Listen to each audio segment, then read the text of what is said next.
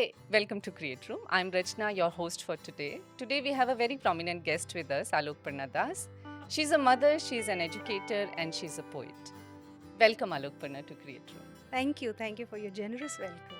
So tell me, who is Alokparna? Well, Rachna, that's, I think, a question that everybody probably asks themselves, who am I? I guess I am a person, as you said, an educator, a mom, a writer, a poet, a daydreamer, a child to my mom, and all of those roles kind of encompass who I am. And which role is the toughest? I think being a mom and being a daughter, those are the two tough roles. Everything else is fun. So, what has been your background like in terms of education? Where have you stayed? What have you worked in? So I have a very varied background in terms of education as well as work. I have lived in Delhi a lot of my childhood, but then I was also in Thailand for a few years. I completed my high school from there from an international school. Then I came back to India for my graduation, post grad. I worked in media initially before digitization, so that's a long time ago. Very interesting. I worked for a newspaper, I worked for British Airways, and then I moved to the US. I had a family. I did another degree, another master's in linguistics, and I got into education there. That's when I started teaching, and that has been my background. And then, of course, from the US, I moved back to India, and I have been an educator ever since. I have taught. So as I said, I've taught college, I've taught high school, a little bit of middle school in India, and I work with teachers. I am a professional development manager for teachers, and I've been in this role. In a similar role, teaching teachers as well as creating curriculum for quite a while now in Bangalore. It's very impressive how many places you have been to and got the chance to live in. I would like to know what was your first poem like and how did this journey as a poet begin? So, my first poem, if I remember correctly, was something I wrote when I was probably 8. I was in probably fourth grade. And I wrote it. My friend told me, look, there's a topic, let's write on it. And we both wrote, and I brought my poem back home. And my father asked me if I'd copied it from somewhere. And then they sent it to this magazine, children's magazine called Target. And it just happened that they published it. So that gave me the biggest thrill ever. And then on, I always wanted to see my poetry in, print. And it was my dream to become, a well-known poet. And I would continuously send my poetry to different magazines, and they would get published. One of the magazines back then, it was very popular, was Women's Era. So Hmm. I would write quite a few women-centric poems, and those got published there. And of course, college and school magazines were there. And then, so I would write, and poetry is a form of expression. So I would express myself, even if things were not published. Like most of the stuff doesn't get published. True. It's just one in probably 100 that gets published. So I would still continue to write, and I had a lot of good friends who were also poets, and one of them writes both in Hindi and English, and she would constantly be with me, and we would share and exchange, and we were both studying literature, so we would consider ourselves Wordsworth and Tennyson of so we would consider ourselves like that. Uh, And then of course, as as one grows, these things kind of get True. pushed back. You have other priorities. Hmm. But the writing continued, though I didn't really think much about publishing for quite a few years. And then once I think once the children started growing a little older, I started putting my stuff up on Facebook. And I would get a lot of interesting feedback. A lot of people would relate to stuff I had written. So that made me think that maybe at some point I would like to get it published. And of course, when I sent it to the traditional big publishing houses, they all Hmm. got rejected. And then I found a publisher who was, ready to publish. And of course, things are much easier with publishing now than they were, say, 30 years ago or 20 years ago. So my book got published, and it was a very exciting journey. And after that, I also realized that some other publishers wanted some of my poems for their anthologies. So within like a span of 2 years, I had my work in three books. So Wow. that was very exciting, Awesome. Yeah, exciting period. definitely. Yeah, Yeah. suddenly there was so much of movement, and I still continue to write. Uh, but I haven't thought of publishing another book immediately. But eventually, I think I'll build up something. I mean, from your story, I'm just guessing that there were some rejections as well, right? Quite a So, few. so I'm just trying to understand from audience perspective that when the rejections happen, right? I'm sure a lot of a lot of people face that. How did you handle that? So yeah, I was quite upset initially, like, oh, I thought this was really good, and why didn't they pick it? But then you also realize that you're not the only good person there. There are hundreds and hundreds of people who have excellent, Hmm. skills similar to what you have, or they write the same kind of things or on similar themes.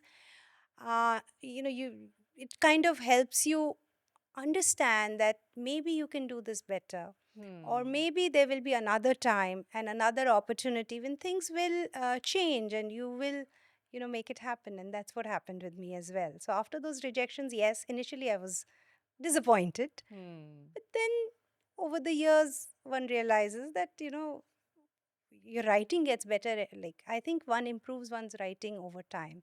So now, even with the stuff that I've written and that's in the book, I think that I write better than what I've written there. So the key is keep trying, keep writing. Absolutely, keep writing. I mean, do not stop. Hmm. Hmm. Keep reading. Be open, to ideas. Hmm. Be ready to accept. And I think that's what helps us um, evolve. Not only as writers, but I think as human beings as well. I think there's a very profound message in what you said about keep trying.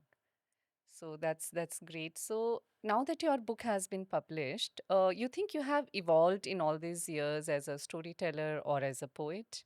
Oh, certainly. I mean, I think as we learn, as we go through life, the experiences change us. And apart from that, as a writer, as a poet, the skills also one needs to continue to develop. And the more you write, the more you read, the more you get other people to read your stuff and get feedback. You also evolve as a writer. And I think I am continuously evolving. I always think that what I write now is by far the most mature piece of writing that I'd ever written before. So you're saying the biggest thing people who are trying to become a poet or a storyteller is just read a lot, write a lot, and creative criticism should be acceptable. Absolutely. I mean, creative criticism is one of the most um, wonderful things to have, because it Hmm. helps you see, where you are and where you can be. Of course, as a poet, as an artist, I understand that whatever I create, it's like my baby. How Right, can you right. point at that? Yeah. But even with your own baby, you want them to be better and better, Yes. right? So that's how it works. Great, great. So, Alokparna, I know it's going to be a very difficult question for you to answer. Like when somebody asks me, "Who's your favorite child?" So we are not able to answer that, right? But I'm going to ask you to recite to us one poem that is very close to your heart, and just explain what was your thought and what were your feelings behind that poem. Indeed, Rachna, that was a very difficult question, because I have a lot of favorites out there, and a Definitely. lot of them are very close to my heart. And of course, I've written poems about different, at different junctures of my life, that could be emotional or funny, or learning or something. But I have one particular poem that started out as a very innocuous comment, or a realization that. You know, I'd lost my father. My father passed away when he was young. And I suddenly realized that now I'm much older than my father. And that Hmm. thought kind of stayed in my head. And I wrote a poem about that, what it is like to be older than your father. So that's the Wow. poem I'm going to read out. Please, please. So here's the poem. It's called Younger Than Me. Yesterday, a strange thought occurred to me. Now I'm older than my father, and henceforth will always be. At some strange zone, if we do meet, will he pass me by? Will he retreat? How will he know that silly teen from more than 3 decades ago? How will he know how she has grown, that she has grown children of her own? How will he know what she thought of him? He was the wise, the old one then, the one who knew, the one who did, and then the one who didn't. I oft invoked his thoughts and deeds. What did he do when he was my age? And he would silently reply. I recalled his words, advice, his rules, his reasonings, his jokes, his views. But henceforth, now that I've crossed his age, I am older now and will always be. What will he say? He will not know what it is to grow old. My father will now always be younger than me.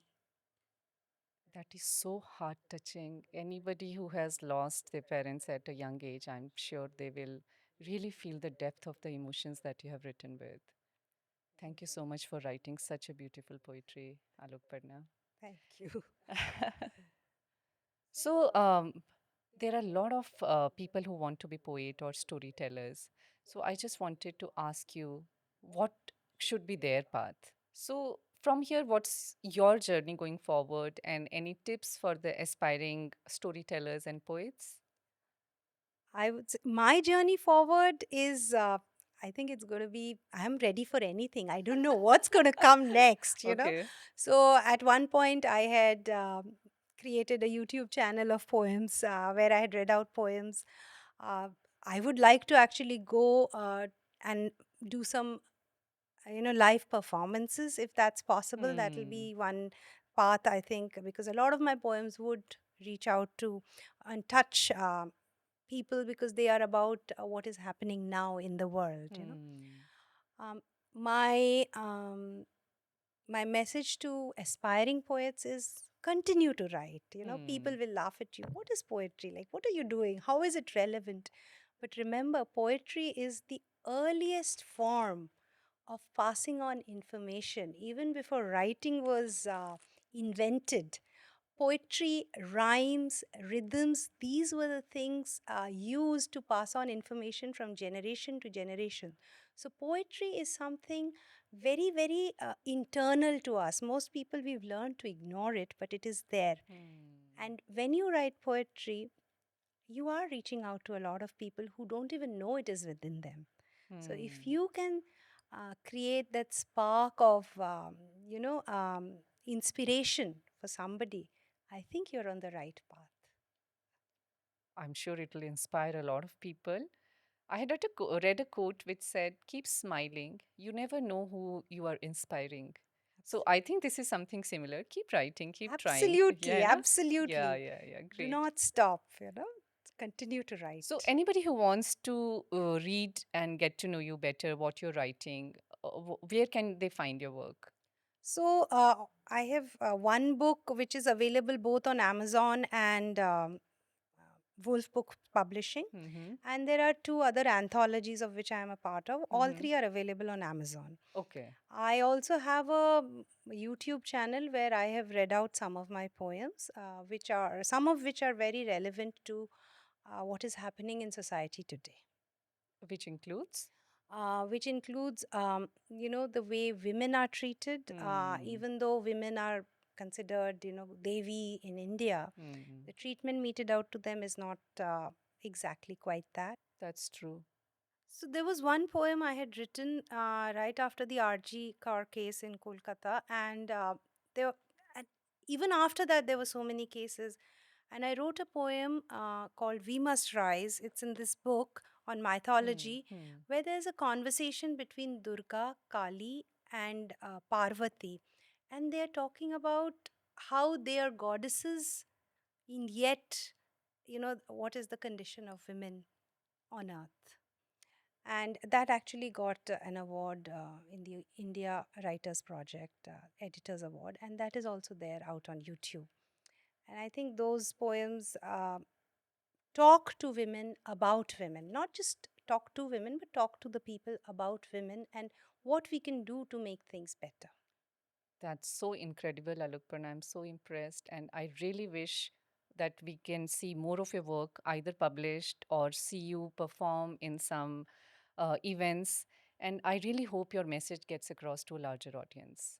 Thank you, Rashna. So, Alokparna, like you mentioned, that it's not an easy road, right, for the aspiring poets and storytellers. And also, I think a lot of people feel these days that why do we need to write? What is the relevance of this? In these days, who writes? So, how do you make sure that what you're writing is relevant to what is happening around us these days? So, yes, you are asking something very, very deep, Rachna. What is the relevance of, poetry now in today's world? But I think poets, people who write poetry, are generally very sensitive to what's happening Hmm. around them. And, a lot of them write, and I also write about what touches me or hurts me most in the world around us. So, when the Nirbhaya case happened, I wrote a poem called Draupadi Nirbhayi, where I put together the two characters of Draupadi and Nirbhaya and brought out the elements that what they had to face. It's there in this book of mine called The Echoes of Ages. This is an anthology, but my Hmm. poem is in there. Hmm. Hmm. Hmm. And then again, if you remember, the RG car incident happened in Calcutta, and these kind of events keep on, like, these things keep on happening again and again. And how do we reach out to people? How do we make people think? I think poetry is a good way of doing that. And I wrote one poem where there's a conversation between the goddesses, and all of these events that were there in the newspaper come up. It's called We Must Rise, and it's in this book on Hmm. mythology, on mythological characters who are discussing modern times. So I think poets can make their poems very, very relevant and can reach out to a very large number of people, and Hmm. hopefully from there, some people will be inspired. Hmm. And we really do not know what the larger impact of inspiration is, but it can lead to a lot of events, a lot of things, a lot of maybe changes. And that's what we Hmm. aim for and hope. Because whenever any such incident happens anywhere in the world, we feel so helpless. We feel horrible, whatever happened, but we feel also very restrained. What can I do about it? We feel that nothing, I cannot do anything about it. But I think Absolutely. writing a poetry is one way of contributing by raising awareness, by raising the concern that you feel, and it can Absolutely. reach the wider audiences and maybe make them ponder. Absolutely. And that is the whole idea. If, we can get one generation to think about it, or Hmm. one set of people to think about it, and the thinking changes, I think we are doing something, Hmm. towards making the world a better place. One small step. That's it. Absolutely. Thank you so much for being here today. You have been a wonderful guest. Thank you, Rashna. It was really an honor and a pleasure to be here. Let's stay connected. Absolutely, And looking absolutely. forward to our next podcast with you. With a new Certainly. book, new published book. Why not? Thank you, certainly.